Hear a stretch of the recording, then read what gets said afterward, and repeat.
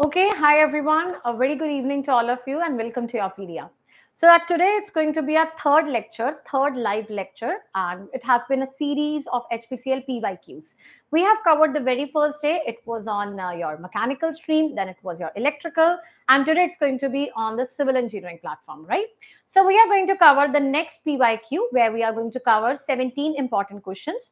Similar way, I'm going to give you a glimpse about the most important topics, the mark distribution, and today we are going to discuss about the strategy also. It's going to be the third last live class, which are based on PYQs. Yesterday, I even asked you that in case you have any particular choice of the topic which you want me to teach you on the YouTube or some kind of a preference of the topic, you can also drop it in the comments and we will discuss about it. So, hi Harsh, hi Satyam. I want anyone having any doubt, the person can put up before I start with the lecture of today. So, this is an average distribution. Let's have a recap.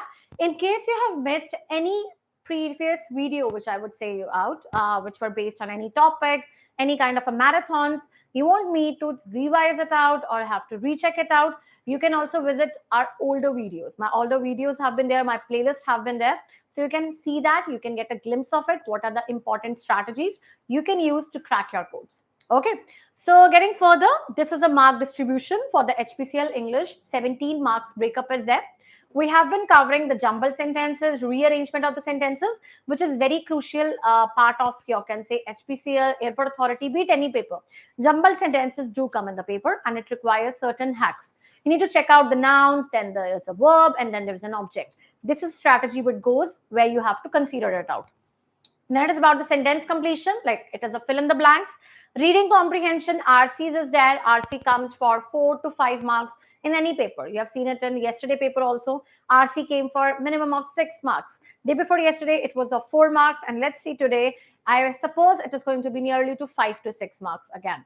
And then it is about your vocabulary, which carries one word substitutions, antonyms, synonym, idioms, and phrases. So let's start with the very first question, and it is going to be the fill in the blanks. And you have to fill up the blank with the right word. Okay. So let's read it out first. One of the nature's masterpieces. Now it's going to be a nature masterpieces among creatures. Among creatures. Equipped to dash with desert is the hardy camel. So there is one of the nature masterpieces. We are talking about some kind of a masterpieces which have been there among creatures. They are equipped to what? With desert life is the hardy camel. अब hardy camel है, वो desert life में कैसे रह पाता है? Hardy camel is a one which can adopt any kind of circumstances. Difficult circumstances में someone who can adopt that is termed as your hardy camel. Now you have 4 options over here. Which one you feel is the right option? Cope, that is to be able to adjust. Resist, ना करने वाला adjust. Cope, positive word. Resist, जो ना करे. Attain means कुछ मिलना, positive word. Assist करना, किसी की help करना, positive word. Now yesterday someone, one of you asked me कि मैम अगर एक negative है, different है तो क्या वही आंसर है? Now you see, यहाँ पे एक negative है, पर क्या हमें पॉजिटिव आंसर चाहिए, नेगेटिव आंसर चाहिए? हमें पॉजिटिव चाहिए, तो इस केस में यही एलिमिनेट हो रहा है. तो this is something you require to understand the context of the statement also. Context समझना भी जरूरी है. ये 4 ऑप्शंस है, बताओ what can be the answer? All of you please participate so that you are able to adjust what kind of a questions you are going to get. Hello Satvik. One more thing, we will learning about the difference between among and between. Among और between में difference क्या होता है, ये भी मुझे चाहिए आप में से, बिकॉज यहाँ पे अमंग लिखा है, तो अमंग और बिटवीन में डिफरेंस क्या होगा? लर्न थ्रू द क्वेश्चन कि क्या क्या पार्ट्स में क्वेश्चन डिवाइड अप हो जाता है.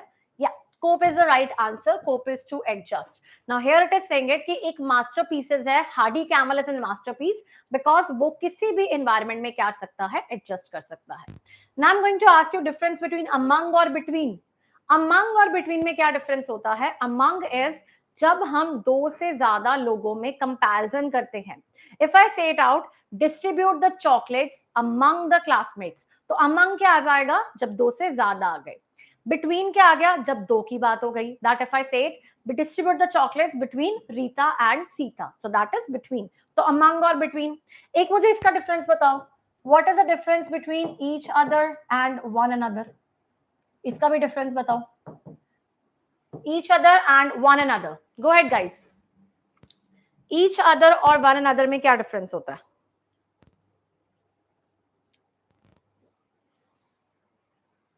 ईच अदर फॉर लिविंग नहीं, वो विद और बाय होता है। इस क्वेश्चन से आपको 3 चीजें और लर्न करने को मिलेंगी, ठीक है? This much you did it out. Between, among, between होते हैं दो जानों के बीच में, अमंग मोर देन टू आ गया, दैट इज ईच अदर होता है दो जानों के बीच में, Romeo and Juliet loved each other. One another होता है मोर देन टू आ जाता है, ठीक है? तो it can be the students loved, और you can say there existed a love between नहीं, अमंग नहीं। In case of one another, more than two आ गया, that is all the people of India, they love one another, that is one another. Tell me one more, what is the difference between with and by? With और by में क्या difference होता है? अब ये कुछ ग्रुप्स हैं, हमने 3 ग्रुप्स कवर किए एक क्वेश्चन के साथ, 1 question and 3 different groups. Tell me a difference between among, sorry, with and by. Last one, then we'll move to the next question. Difference between with and by. It is very very simple. Keep on noting it down. कोई भी question के साथ ये चीजों को note करते रहो। नहीं, अब with का to के साथ कुछ लेना देना नहीं है। With is when you are talking about non-living thing. I am writing with the pen. मैं पेन के साथ लिख रही हूँ। पेन क्या है? Non-living है, तो that is in most cases with is used for non-living ones. By, I was helped by my father in my examination. तो मेरे फादर ने मेरी हेल्प की। Father, living beings, human beings. So what happens is that is by with the living being, with non-living things. So that is the difference. With is with non-living, by is with living, among is more than two, between is two, each other is two, one another is more than two. यहाँ पे क्या आना था? कोप आना था। Clear हो गया? ये फर्स्ट क्वेश्चन के साथ हमने 4 चीजें और लर्न की हैं, right? Let's go with learning of understanding of this. How to cope with change. Cope का मतलब होता है एडजस्ट करना विद द चेंजिंग एनवायरनमेंट। आप अपने आप को एडजस्ट कर पाते हो, that is the term. Okay, you have to cope up with stress. How you have to cope up with the stress of examination? It can be you have to delete the media, social media को खत्म कर दो, you don't have to check it out. Find a healthy escape, that is you have to read the classes, you can see the classes on YouTube. Then it is do something positive, that is meditate, have some kind of a positive energy. Then it's connect with others, connect with the group of yours. जैसे आप लोग सारे हो, group के साथ connect कर दो। Be present, be every day present in the lectures, that is very important. अपनी participation दो and refuel, अपने आप को re-energize हर दिन करते रहा करो, ठीक है? कोप के साथ अप या कोप अप, जैसे एक याद है, एक सेंटेंस है कोप अप से मुझे याद आ गया, एक क्वेश्चन था, Ram try to ring up या try to ring B thrice, क्या लिखोगे? मैं क्वेश्चन देती हूँ, चलो वो एंड पे करते हैं, क्वेश्चन बहुत इंपॉर्टेंट है, याद कराना मुझे, रिंग वाला क्वेश्चन करना है by the end of the class, that we will do it at the end. Go for the next question now, it is one word substitution. One word substitution पे करते हैं, by the end we will discussing some rules. Good, Vishal is already ready, कोई बात नहीं, I will give you some questions, let me check it out, आज के questions में कितने मार्क्स हैं और इसमें कितने आएंगे। A story in which animals और ऑब्जेक्ट्स स्पीक। कई स्टोरीज होती हैं जो सारी की सारी स्टोरी है वो एनिमल बेस्ड होती है। पहली चीज एनिमल बेस्ड है, एनिमल्स ही आपस में कम्युनिकेट करते हैं और एंड पे हमें एक मॉरल लेसन मिलता है। कौन सी होती है वो स्टोरीज? लेजेंड, एंथोलॉजी, पैम्फलेट या फिर fable? Think about the answer, very interesting.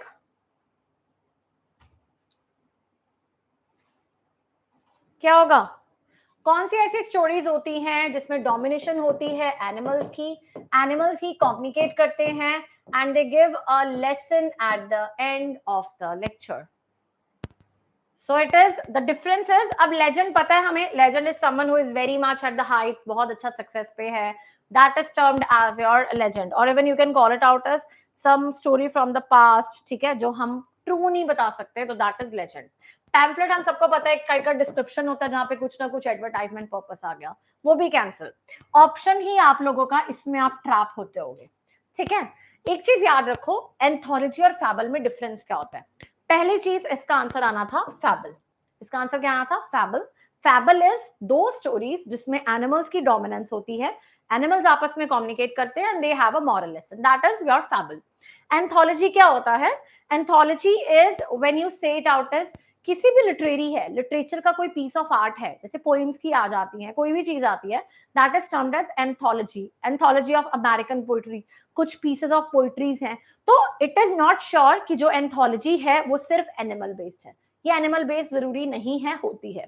फैबल is the right answer of it. Okay, so this was important. Fable का आ जाता है, एक तो फिक्शन है, कोई पर्सन जो मुझे फिक्शन और नॉन फिक्शन में डिफरेंस बता दो। What is the difference between, अब मैं तीन चीजें पूछ रही हूँ, फिक्शन, नॉन फिक्शन, हर क्वेश्चन के साथ एक दो चीजें हम लर्न करते हैं।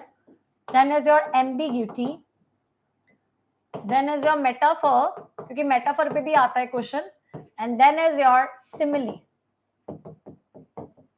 बताओ, these are the questions coming with the second question. What is the difference between fiction, what is meaning of non-fiction, what is the meaning of ambiguity, what is the metaphor, what is the simile, ये बता दो। Good, Satyam is right. Fiction is imaginary story. Fiction is which is not based on real incidents, right? And non-fiction is जो history पे based होती है, history की कुछ आ गया, incidents based है, ये not true आ गया। Good, अब बताओ ये तीन questions। Fiction means something which does not exist. Very good. Fiction is which is not existing. ये तीनों चीजें ठीक है। आगे बताओ अब इसका।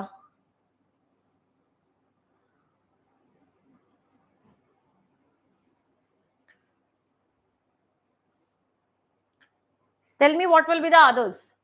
अब देखो ये question, ambiguity is something, some kind of lectures are there, कुछ स्टेटमेंट्स होती हैं जिसके टू मीनिंग्स होते हैं, surface meaning and the hidden meaning, मतलब जब दो मीनिंग्स निकलते हैं किसी चीज के, that is termed as double meaning statements, is called as ambiguity. ठीक है, डाउट भी होता है, कंफ्यूजिंग, क्योंकि क्लियर नहीं होता meaning, that is ambiguous statement, जिससे आपको मीनिंग क्लियर नहीं हो रहा। जैसे सपोज कर रहे हो आपका कोई फ्रेंड है which you do not like, और अपने आप फ्रेंड को बोलते हो यार तुम्हारा बेस्ट फ्रेंड आ गया, so your best friend has come, you don't mean best friend, but that is you want to say something else, but you are saying something else, meaning कुछ और है, स्टेटमेंट कुछ और है। ठीक है, that is you are not sure about, that is confusing. Metaphor और simile में क्या डिफरेंस होता है, एनीवन? ये इंपॉर्टेंट टर्मिनोलॉजीज हैं, आपके पेपर में पूछी जाती हैं, तो that is why I am discussing it out. What is the difference between metaphor and simile? जो in junior classes you might have heard कि सिमिली क्या होता है, जैसे चलता था ना question, she is as white as snow, she is as beautiful as rose, ये क्या था सारा कुछ, सिमिली होता था कि मेटाफर होता था? बताओ, she is like a rose, she is I would say it out, she is like a moon for me, कुछ भी ऐसा। Metaphor, he is a lion, very good. अब देखो डिफरेंस क्या आता है, दोनों चीजों में हम कंपैरिजन करते हैं। ठीक है, you are comparing someone with other thing, that is true. Simile के केस में हम लाइक एज ऐसी चीजों का यूज करते हैं, जैसे अगर हमने बोला था she is as white as snow, she is like princess, कुछ भी ऐसा वर्ड आ गया, लाइक आ गया, एज आ गया, तो वो क्या होता है, that is your simile. Like का यूज होगा, एज का यूज होगा उसमें।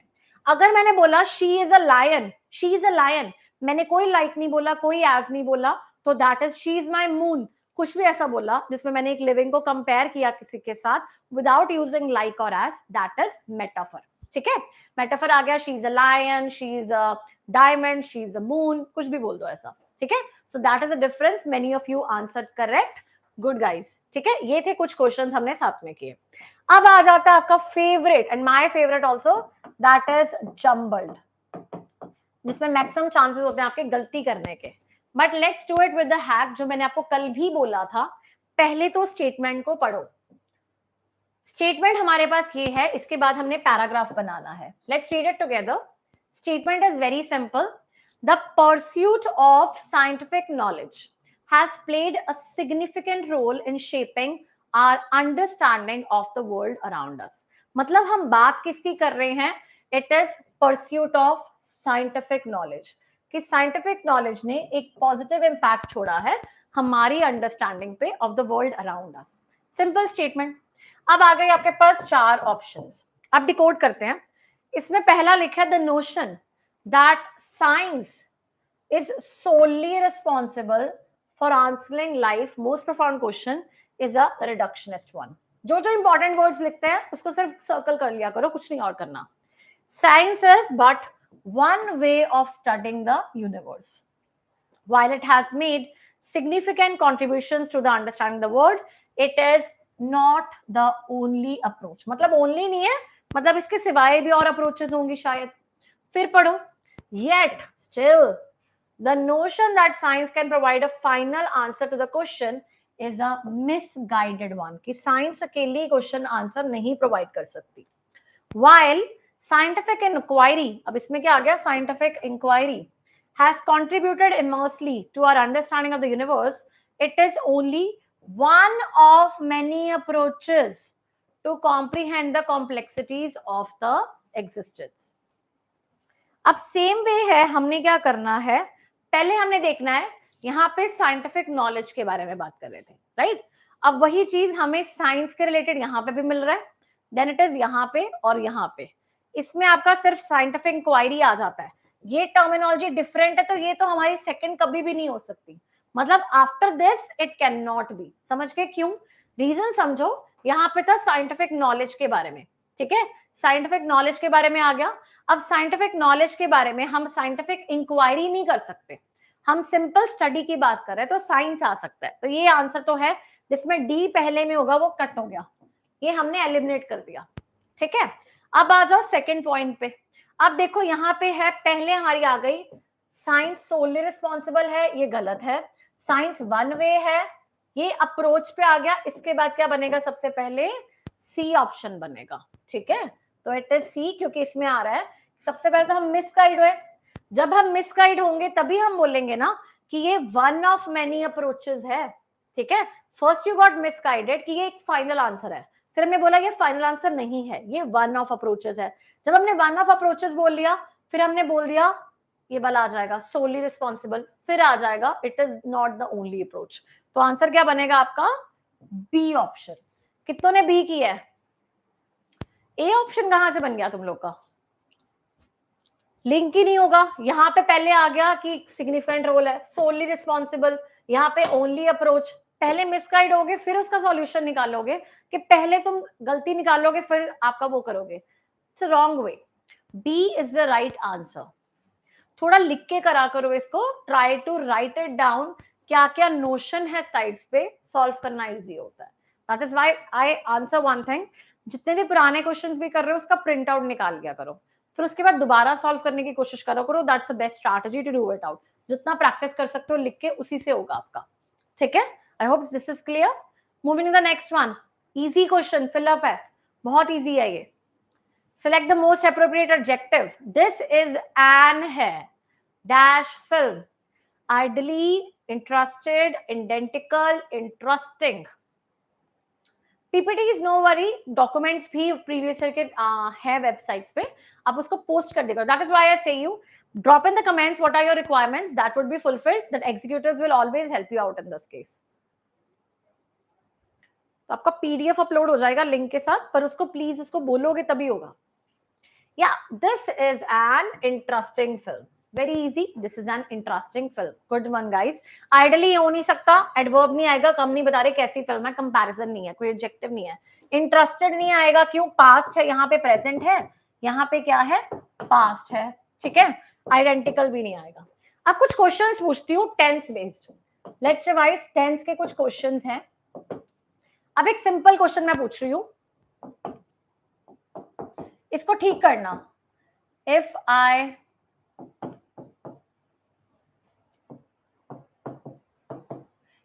will go to the market, I will bring a camera. क्या ये स्टेटमेंट ठीक है या गलत है? If I go to the market, if I will go to the market, I will bring a camera. Is it right or is it wrong?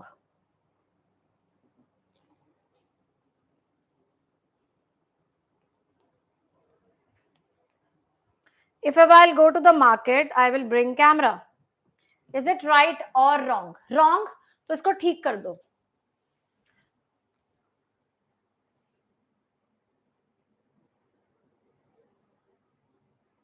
Which Tailor series you're asking for? I go to the market. I will be bringing a camera. नहीं, ये याद रखो, जब आपके past tense आ जाते हैं, future base आता है, ये रूल जो है, जिनके पास रूल्स के डॉक्यूमेंटेशन पढ़े हैं, उन्होंने अभी तक नहीं पढ़े हैं तो प्लीज पढ़ लेना, टेंसेस का वहां पे आ जाएगा। कभी भी दो टेंसेस सेम फॉर्मेट में एग्जिस्ट नहीं करेंगे। जब दोनों सिचुएशंस फ्यूचर की हैं, if both the situations are of future, आपकी पहली सिचुएशन सिंपल प्रेजेंट रहती है, सेकंड स्टेटमेंट सिंपल फ्यूचर रहती है। तो it will be if I go to the market I will bring a camera. ये याद रख लो कि जब भी ऐसा आता है, पहले क्या आएगा, सिंपल प्रेजेंट आएगा, फिर आपका क्या आएगा, फ्यूचर केस आएगा। अब मैं नेक्स्ट क्वेश्चन पूछने लगी हूं, वो भी ध्यान से करना इसको solve. Question is very simple. The train had left before I had reached the station. अब राइटिंग नहीं समझ आ रही तो मैं बोल देती हूँ, the train had left before I had reach the station. सही है या गलत है? जल्दी से बता दो। ये भी रूल बेस्ड है, जैसे दो फ्यूचर का था रूल, तो फ्यूचर अगर दोनों केसेस हैं तो पहला रूल है, पहला सिंपल प्रेजेंट जाएगा, दूसरा क्या जाएगा आपका, पार्ट सिंपल फ्यूचर जाएगा। लिख लो चाहे याद कर लो। टेंस का बहुत इंपॉर्टेंट टॉपिक आता है, दो क्वेश्चंस टेंस के इंपॉर्टेंट आते हैं, एक ये वाला एक ये वाला, ठीक है। और एक और मैं बता देती हूँ, जब आपका एक पास्ट है, जैसे अगर मैं बोलती हूँ the teacher said that the teacher said in the classroom, नीचे वाला सॉल्व हो गया सबका, then I'll speak it out. Before I reached the station, very good. अब देखो यहाँ पे दो पार्ट्स है, the train had left, train जा चुकी थी, before I had reached the station. अब सोचो कि पहले क्या हुआ होगा, पहले ट्रेन जा चुकी होगी कि आप स्टेशन आए होगे, आप बाद में पहुंचे और ट्रेन पहले चली गई, दैट इज अ हैपन। तो दैट इज जब इंसिडेंट, दो इंसिडेंट्स हैं, जो पहले ज्यादा इंसिडेंट हुआ होगा वो पास्ट परफेक्ट, उसके बाद जो इंसिडेंट हुआ है वो सिंपल पास्ट। आंसर क्या आएगा, the train had left before I reach the station. Clear हुआ ये वाला? बहुत इंपॉर्टेंट रूल है, जो थर्ड टेंस पे, टेंस में तीन तरह के ही दिखेंगे। तीसरा रूल अब मैं बोलने लगी, वो ध्यान से सॉल्व करना। The teacher said in the classroom that the earth revolved around the sun. इसको बताओ क्या आएगा। अब तुम लोग सोचोगे पास्ट टेंस का है क्योंकि टीचर ने सेड बोला, ठीक है, और पीछे क्या आ रहा है, रिवॉल्व्ड आ रहा है। अब सोचो कि क्या सही है क्या गलत है। टेंसेस में सारा पढ़ने की जरूरत नहीं होती है, बहुत स्मार्ट ट्रिक्स हैं, तभी मैंने बहुत ज्यादा आपको टॉपिक्स में कुछ रूल्स दिए हैं। If you do that, that is sufficient. कोई जरूरत नहीं है ज्यादा उसको करने का, बस टेंस की अंडरस्टैंडिंग होनी चाहिए कि पास्ट परफेक्ट कब लगेगा, ये क्या लगेगा। अब यहाँ पे रिवॉल्व्स आया है, क्यों आया रिवॉल्व्स?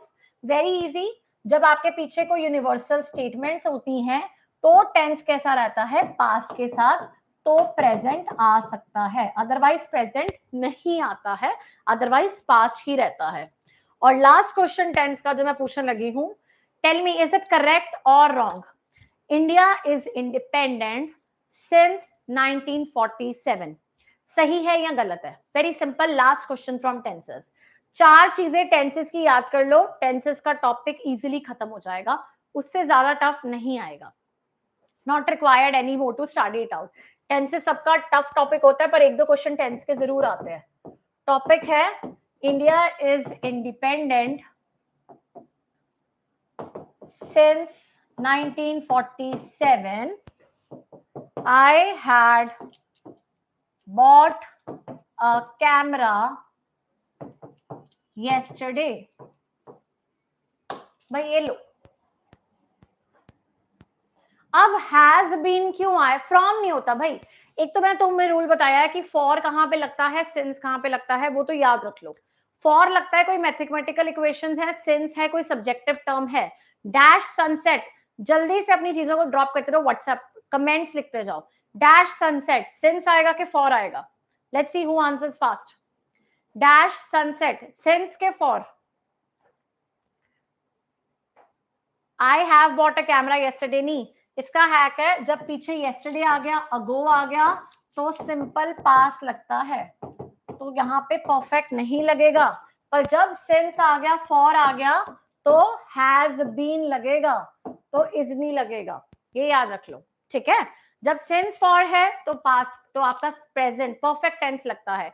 और कोई चीज है जो पहले से चलती आ रही है और अभी तक चलती आ रही है, तो वो क्या है, वो चीज है परफेक्ट में, प्रेजेंट परफेक्ट। हम इंडिपेंडेंट तब से हैं आज तक, तो पुरानी एक्टिविटी चल रही थी, अभी तक चल रही है। हमारी क्लास है लास्ट 25 मिनट से, फॉर लास्ट 25 मिनट्स चल रही है, पहले से 25 मिनट से अभी तक चल रही है, तो परफेक्ट टेंस लगेगा। वेरी गुड, पहाड़ी, Ishika, Harman, 3 of you did it right. Dash sunset, since sunset, 20 hours, what will be there? Dash 20 hours, जल्दी से बता दो, for लगेगा कि since लगेगा? These are the people who actually study it out. For 20 hours, very good Satyam. Dash 2 weeks, 2 weeks के साथ क्या लगेगा? जल्दी, last question, 2 weeks, for 2 weeks. और dash 5 PM, 5 PM के साथ क्या लगेगा? This should be your tricks. Very good, Ishika. Since आपका आ जाता है 1947 5 PM, कुछ भी. Very good guys. This is a way you have to learn. आपको जैसे ये चीज बोली, रूल याद आ जाना चाहिए कि इसके साथ ये लगता है. Only then you can crack an examination. और ज्यादा एफर्ट्स नहीं मांगता है. टेंस का टॉपिक सोचो, ये 5 चीजें करने से, 5 क्वेश्चन करने से टेंस खत्म हो रहा है. इससे इजी इंग्लिश में क्या चाहिए आपको? क्लियर? आप करो next. Fill in the blank with the correct word. One of the nature's masterpieces among creatures equipped to deal with the desert life is hardy camel. जो पहला क्वेश्चन था हमारी, हमने पहली लाइन पढ़ी थी. Stories range that the desert lands far and wide about the dash endurance feats by camels. Is it little, remarkable, total, popular? क्या आएगा? बहुत इजी है. कोशिश करो सारे क्वेश्चन सॉल्व करो and try to check out your marks. कितने marks बन रहे हैं? दोबारा से पढ़ लो. Stories range the desert lands far and wide about dash endurance. कैसी endurance है camels की? थोड़ी endurance है, थोड़ी उनकी आ जाती है, कैपेबिलिटी आ जाती है, टोटल आ जाती है, पॉपुलर है बहुत ज्यादा, या रिमार्केबल मतलब यूनिक कैपेबिलिटी है. Remarkable is something that is unique, something that is exceptional, something that is extraordinary, that is termed as your remarkable. So as I've already hinted you out, क्या आएगा? Remarkable आएगा. Remarkable endurance की ऐसी endurance camels में है जो desert में survive कर सकते हैं. बहुत कम एनिमल्स, मैमल्स हैं जो एक्चुअल में सरवाइव कर सकते हैं. Good guys. Okay, sixth, idiom based. If I have to compare the paper of HPCL, I would say पहला टफ लेवल सिविल का इजी था, उससे टफ मैकेनिकल और इलेक्ट्रिकल का मैंने इन तीनों पेपर्स में देखा सबसे टफ था. तो level of toughness is there, that is. अब देखो ये क्वेश्चन है idiom based. I was very tense before my exam. भाई मैं बहुत टेंशन में था, but I was extremely happy when I finished my exam. जब आप बहुत खुश हो, left out हो, on the cloud 9 हो, cut corners हो, blow hot and cold हो, पर मीनिंग हम सबका करेंगे. लेफ्ट आउट एंड कोल्ड, जब आपको लेफ्ट आउट कर दिया गया तो ऑब्वियसली आपको क्या किया गया है? इग्नोर किया गया है, निग्लेक्ट किया गया है, आपको किसी ने पसंद नहीं किया है. That is left out and cold. Blow hot and cold होता है जब आपके पास दो actions हैं. That is when you have two actions and you have to choose in that. That is blow hot and cold. Cut corners क्या होता है? Cut corners होता है जैसे हम बोलते हैं ना कट करो, तो जब कोई चीज हम बहुत ही क्विक वे में करते हैं, शॉर्टकट्स में करते हैं, that is termed as cut corners. Or last, on cloud 9, when you are extremely happy, that is you are on cloud 9. That is a simple one. क्या आएगा? जब आप बहुत खुश हो और आप क्या आ जाओगे? You are on cloud 9. This is something you have to revise. Good.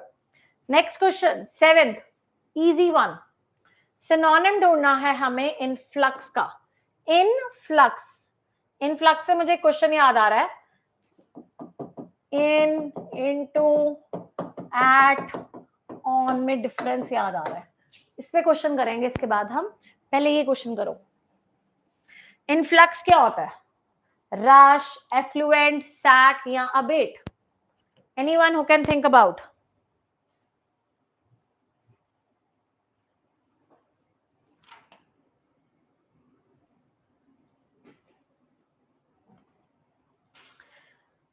Rush क्या होता है? बहुत ज्यादा लोग हैं, इकट्ठे आ रहे हैं झुंड में, तो that is coming. of lot of people, that is rush.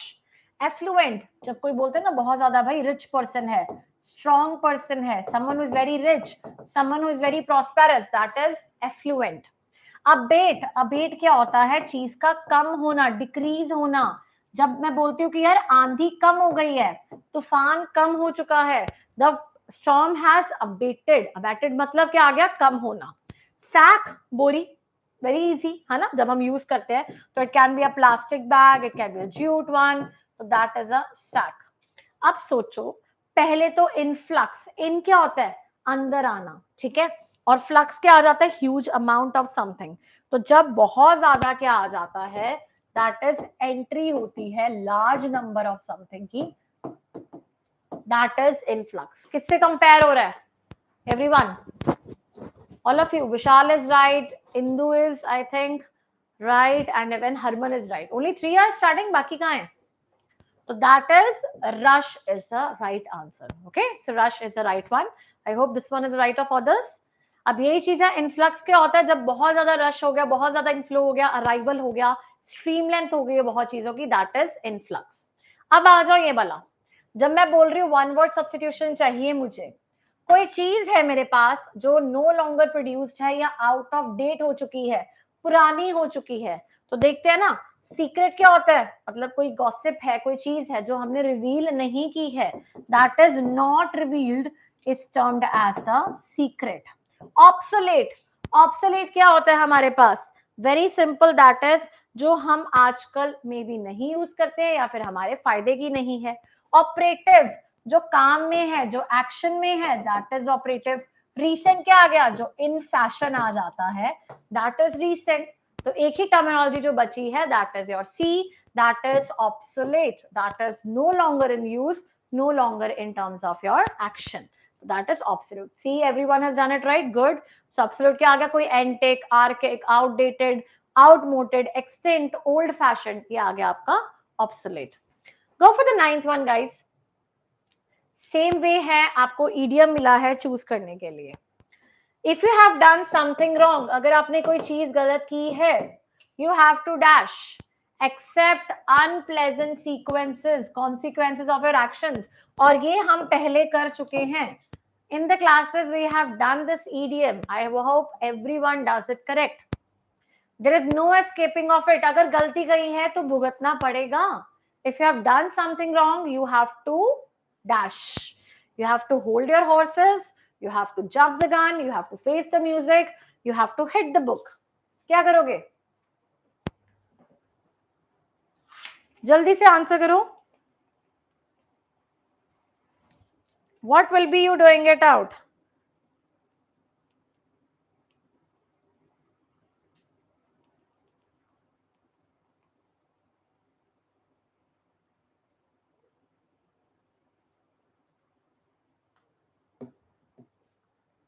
Good. Face the music. और हमने ये क्लास में किया भी था. Under the cloud क्या होता था? तब तक आप बाकी मुझे वो बताओ. What does the meaning of under the cloud means? ये पुराना टॉपिक से था. अंडर द क्लाउड भी है. होल्ड योर हॉर्सेस होता है जब हम वेट करते हैं अपनी अपॉर्चुनिटी में जाने से पहले. When you are waiting for something, when you slow down, that is hold your horses. Hit the book होता है स्टडी करना. All of you hit the books, because if you have to study hard, you have to hit the books, right, to study. And jump the gun होता है जब आप prematurely कोई action कर लेते हो, that is your jump the gun. And face the music is जब आप अनप्लेजेंट सर्कमस्टांसेस में डील अप करते हो. अंडर द क्लाउड क्या होता था? I think only Satyam knows it out. It is when you overcome, when you are into some difficult situation. आपको पता है क्लाउड क्या कर सकता है? कभी भी बर्स्ट कर सकता है. तो क्या हो सकता है? कभी भी कुछ बुरा हो सकता है. When you are in a bad situation. Good Yash, both of you are right. Let's go for the face the music होता है जो आपने गलती की है. You have to accept it out, you have to face it out, you have to face the music eventually. आपको अपनी punishment लेनी पड़ेगी. Now 10th one. अब आ जाओ, सिंपल है आपका. Without water dash animal can survive. कौन सा एनिमल सर्वाइव कर सकता है इन डेजर्ट? क्योंकि बहुत डिफिकल्ट है सर्वाइव करना. ईच एनिमल सर्वाइव कर सकता है, सारे सर्वाइव कर सकते हैं, कोई भी नहीं कर सकता. None animal can survive. क्या आएगा? Very easy question. Without water, पानी के बिना तो भाई कोई सरवाइव कर सकता है? नहीं कर सकता. तो that is no animal can survive. Without water we cannot live. So all of you are right in this question. See, it was very easy. अब वही चीज है again jumbled, important one guys. और इसको कैसे करना है? Take a pause, I am going to help you out, but इसको खुद से करना. Climate change is an unprecedented global crisis. Climate change के बारे में बात हो रही है, एक ग्लोबल क्राइसिस के बारे में बात कर रही है जो ह्यूमन एक्टिविटीज द्वारा हुई है, प्राइमरली ग्रीन गैस एमिशंस के साथ हुई है. ये आपका क्वेश्चन है. अब इसमें क्या है, यहाँ पे बात कर रहे हैं, हमने एक टॉपिक बता दिया कि ग्लोबल क्राइसिस ह्यूमन एक्टिविटीज की बात कर रहे हैं. पहला पॉइंटर है अर्जेंट एक्शन. एक एक्शन होना चाहिए. Urgent action is needed to mitigate its effect and build resilience for, you can say, the sustainable future. Second में हम किसकी बात कर रहे हैं? About its impact. क्या हम पहले, अब ये चीजें सोचना कि पहले हम एक्शन लेंगे कि पहले हम इम्पैक्ट डिस्कस करेंगे. क्या हमें पहले कारण पता होने चाहिए या पहले हमें एक्शन परफॉर्म करना है? फिर क्या आ जाता है? It necessities international. अब वो बता रहा है कैसे कर सकते हो. इंटरनेशनल कॉपरेशन से कर सकते हो, मोटिव पॉलिसीज बनाने से कर सकते हो, प्रैक्टिसेस से सेव कर सकते हो. मतलब प्रिजर्व कैसे कर सकते हो. Taking up this challenge is a choice but ethical imperative for human survival. Addressing climate change demand. अब बोलता है इमीडिएट एंड कॉम्प्रिहेंसिव एक्शन चाहिए. तो पहले में भी हम बोल रहे हैं अर्जेंट एक्शन चाहिए, फिर हमने बोला इम्पैक्ट के बारे में, फिर कैसे प्रिजर्व कर सकते हैं और कॉम्प्रिहेंसिव एक्शन. आप सोचो कि सबसे पहले क्या आएगा. पहले आपको कोई चीज पता है तो क्या देखोगे, हम क्या पढ़ते हैं हमेशा, ग्लोबल वार्मिंग. क्या सबसे पहले एक्शन कैसे सेव करना है कि क्या उसके रीजंस आएंगे? पहले तो यही बता दो मुझे. पहले रीजंस डिस्कस करते हो कि पहले एक्शन डिस्कस करते हो, सॉल्यूशन डिस्कस करते हो? व्हाट यू डिस्कस, एक्शन और सॉल्यूशन? बताओ भाई, पहले क्या डिस्कस करते हो? Reasons are first. Very good. तो पहले बी आएगा. बी किस में पहले है? बी सिर्फ एक में ही पहले है. टाइम सेव हो गया, बाकी तो कुछ करने की जरूरत ही नहीं है हमें. तो दिस इज अ स्ट्रैटेजी जो आपको टाइम सेव में भी हेल्प करता है. बाकी कुछ जरूरत नहीं है क्योंकि बाकी तीनों एक्शंस है. हमें नहीं चाहिए किसका कौन सा पहले आ रहा है. हमने पहले ये देख लिया कि भाई पहले रीजन चाहिए, तो सीधा आंसर क्या आ गया? डी आ गया. बाकी कुछ आपको टेंशन लेने की जरूरत ही नहीं है क्योंकि बाद में क्या आ गया? अर्जेंट एक्शन कौन सा है. फिर उसके बाद हमने बता दिया कि भाई और भी बहुत ज्यादा एक्शन हो सकते हैं. फिर हमने एट दैट बोल दिया इम्पैक्ट्स क्या आ सकते हैं. That's it, easy one. See, this is a strategy that you require. Practice से ये चीजें पता चलती हैं किस तरह से हम टाइम सेव भी कर सकते हैं while doing the tough questions. अब बता दो सिनोनिम है, शॉव का सिनोनिम आ रहा है, क्या आएगा? Do this one. 12th question आ गया आपका एंड दैट इज शॉव. अब इसका एग्जाम्पल देने के लिए मैं आपको हेल्प करती हूँ. Shove, he shoved me into the pool. उसने मुझे पूल में क्या किया? He shoved me into the pool. Into क्यों आया है, इन क्यों नहीं आया?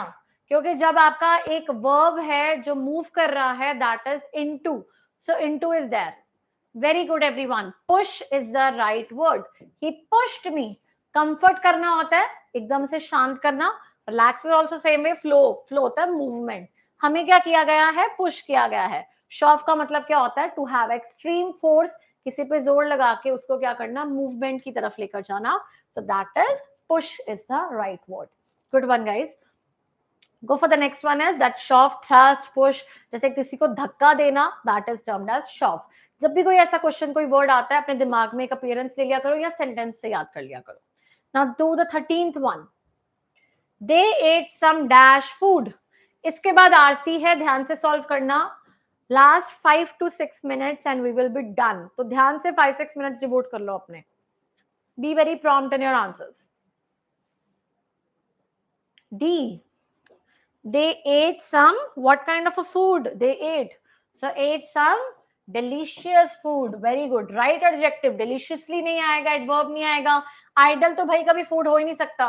Idle is which is away from all the other things. Fantastically. nothing, nothing like that exists. So they ate delicious food. अब आ रहा है आपका that is delicious, that is something delightful, tasty, that is delicious. अब आ गई आपका ये है RC. इसमें 4 पैराग्राफ्स हैं. How to decode it out? You will decode it out with me in 5 minutes. Last 5 minutes we'll be doing for the comprehension based paper. Okay, let's start it out. Read it out with me. अब क्या है, यहां से लेकर यहां तक पहला paragraph है, फिर ये सेकेंड पैराग्राफ है. जब भी ऐसा आए पहले तो पैराग्राफ्स को ऐसे डिवाइड कर लिया करो. Divide your paragraphs. Very first thing देखा करो पैराग्राफ में क्या है, पैराफ्रेजिंग करेंगे हम और टॉपिक समझ लेंगे. The practice of damming river. Damming river क्या होता है भाई? पहले तो डैमिंग होता है जब हम बैरियर प्रोवाइड करते हैं कि वाटर का जो फ्लो हो रहा है उसको डैम करना है, उसको प्रिवेंट करना है, that is damming river. The practice of damming river is to create reservoirs has a long history. चलो भाई damming कैसे करते हैं? With examples dating back to Roman times. Over the years, the reasons of damming rivers have evolved. With तीन main reasons है कि river को क्या करना चाहिए? Barrier provide करना चाहिए. 3 main reasons हैं. एक है human की consumption. Humans भाई बहुत consume करते हैं. Second is the irrigation and third is the industrial use. However, while damming rivers provide many benefits and it also causes significant problems, लेकिन भाई damming से benefits भी होते हैं, problems भी होते हैं, especially in underdeveloped countries. हमने पहला पढ़ा, हमने क्या बोला? इसमें हमने डिस्कस क्या किया है? damming rivers के बारे में, और हमने consumption, हमने वो डिस्कस किया है. 3 मेन पर्पस डिस्कस किए हैं. ये था हमारा पहले पार्ट में. यही करना होता है. तुमने जब एक आरसी का टॉपिक पढ़ा, पैरा पढ़ा, उसके बेसिस पे तुमने छोटा सा एक पैराग्राफ पढ़ लिया, पैराफ्रेज कर दिया कि इस पैरा में ये वाली लाइन है, ये लिख लिया. Go for the second paragraph. One of the primary advantage की बात हो रही है, primary of damming river is to provide a reliable water source during droughts, कि वाटर सोर्स प्रोवाइड किया जाए. Rainfall is never uniform enough to provide a steady flow of water, but reservoirs can hold water for extended period which can be used in dry weather. Dams can also help us to the flow of flood water in mountain areas, which can destroy crops, homes, animals, and human life. Dams जो है retain कर लेते हैं large quantity of water for controlled use, working from sea to river and vice versa. तो इसमें क्या आ गया हमारे पास?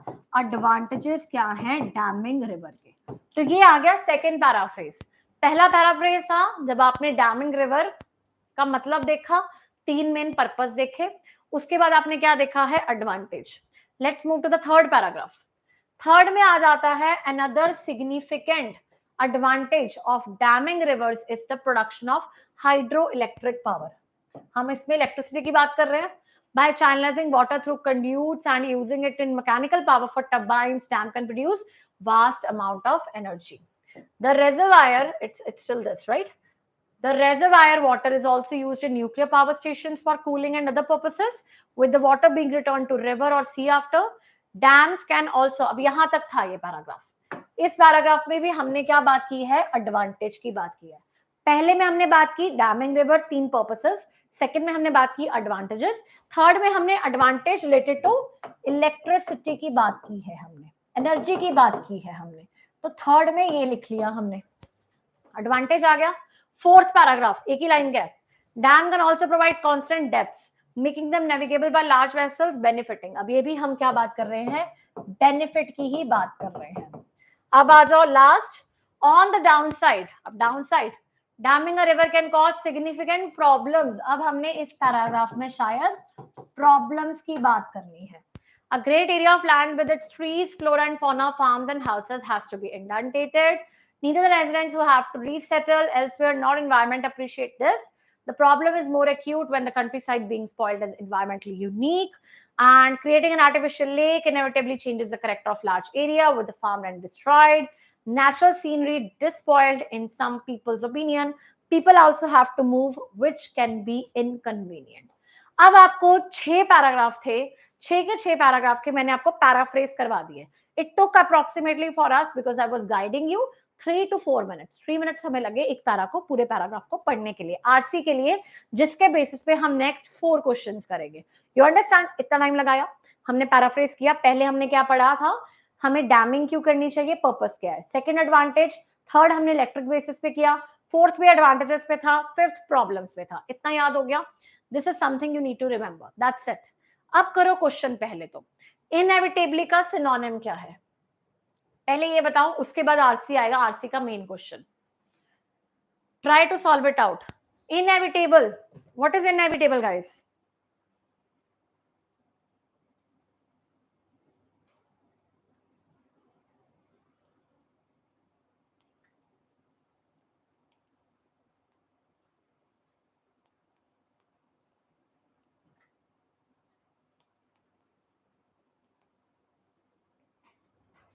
जल्दी से बताओ, what can be the answer?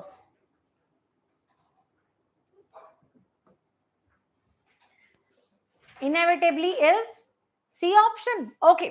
Inevitable is when you say it out in a simple run, that is जब आप कोई चीज है certain है, that is something that is certain to happen, that is inevitably, avoid नहीं कर सकते हैं, तो that is evitable. क्या होता है? avoid कर सकते हैं. Guiltless, related to the guilt, the problem, steady, रुका हुआ, and unavoidable, that is the answer. So C is the right answer. Everyone has done it, that's great. अब आ जाओ क्वेश्चन इंपॉर्टेंट पे. भाई इसका बता दो थीम ऑफ द पैसेज. आप लोग को बहुत अच्छे से मैंने अभी एक्सप्लेन किया है paraphrase. I want all of you to answer it right. Central theme क्या है हमारे पैसेज की? पहली है, it talks about the issues caused by the dams to the navigation of large vessels thus affecting countryside. क्या हम issues की बात कर रहे थे? One of the primary advantage की हम बात कर रहे थे. In damming river is to provide reliable source during droughts. Dams creation की कि disadvantage does not have disadvantages at all, ये हमेशा बेटरमेंट के लिए है. या it talks about the advantages and disadvantages of creating dams to prevent flood and other natural calamities. This should not be wrong because हमने बहुत अच्छे से पढ़ा है. हमने 4 पैराग्राफ पढ़े थे जिसमें हमने प्रॉब्लम्स, एडवांटेजेस, डैमिंग. तो हमने क्या पढ़ा था? एडवांटेज और डिसएडवांटेज दोनों. तो डी आ गया. कुछ भी नहीं करना पड़ा, सिर्फ पैराफ्रेज किया, आंसर हमारे सामने है. अब करो ये वाला. टाइटल बता दो भाई, टाइटल क्या आएगा? फ्लड्स एंड इश्यूज आ जाएगा, डैम्स वेस्टेज ऑफ मनी आ जाएगा, need to create more reservoirs, या फिर the pros and cause of damming rivers for human use. क्योंकि हमने क्या क्या पढ़ा है, ध्यान से याद कर लो क्या क्या पढ़ा था. डैमिंग रिवर पैराफ्रेज था, उसके purposes, advantages, electricity based, then it was an advantage and then it was the problem. तो भाई गलतियां और दोनों चीजें हैं. D is the right answer. हमने प्रोस कॉन्स दोनों ही पढ़े हैं ह्यूमन यूज के लिए. See, it gets so easy to solve an ITL. Okay, RC करना easy हो गया. Last question of the day. Reliable का synonym बता दीजिए. What is the synonym of reliable, guys?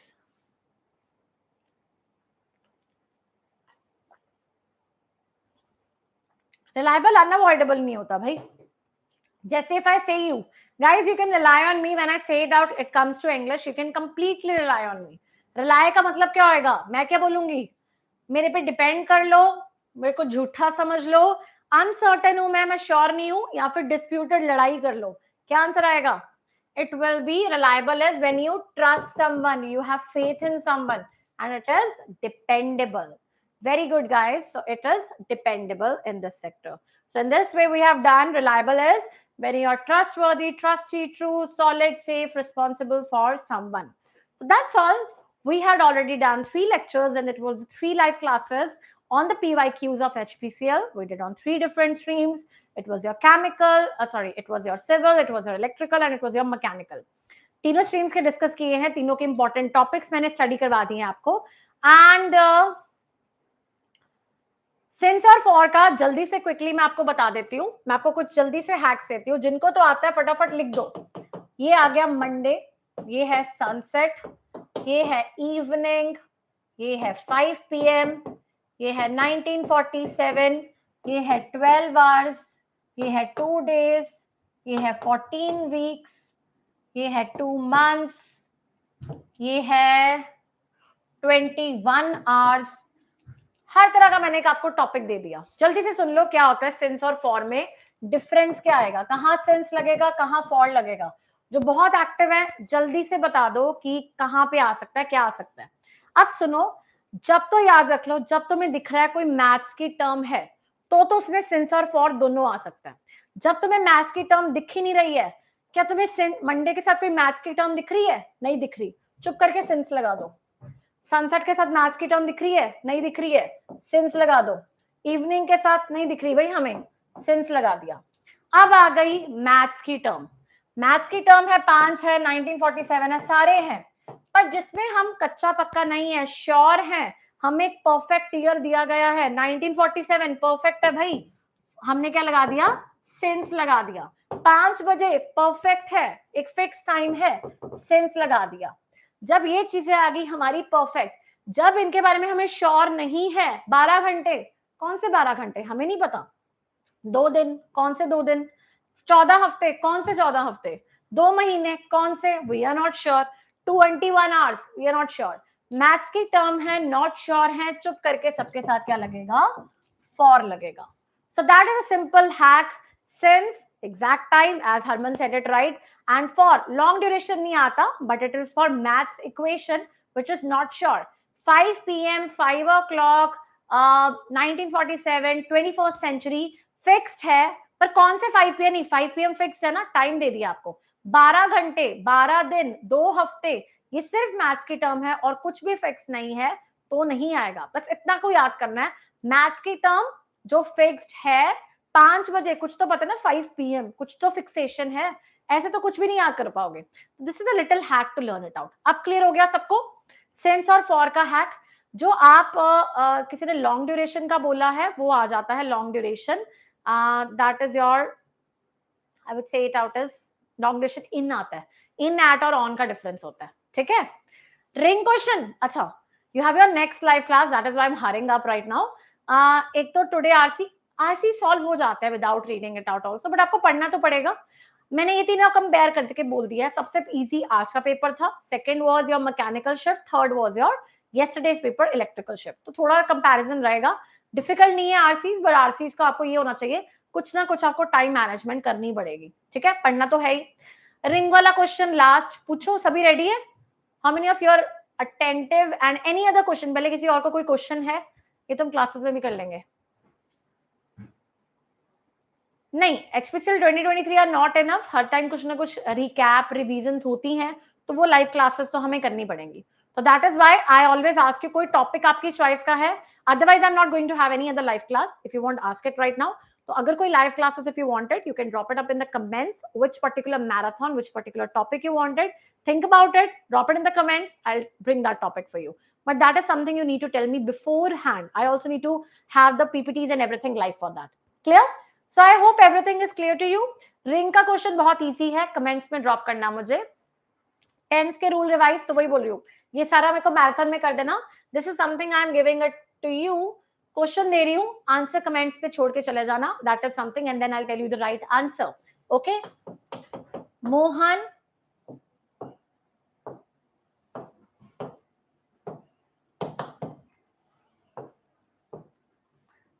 rang me in the morning.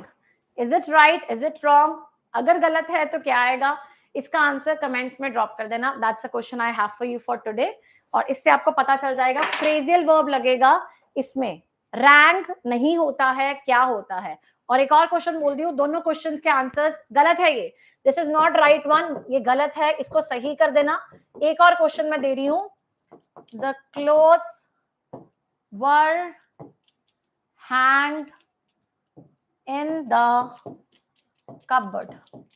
दो questions हैं, be smart enough to drop it in the comments. Rest we will do it in our other classes. इस दोनों के answers do drop in the comments. Let's see how many of you do it right. आपस में compare करना, check out it, क्या गलती है क्या नहीं है, very easy things guys. These are the things we have done.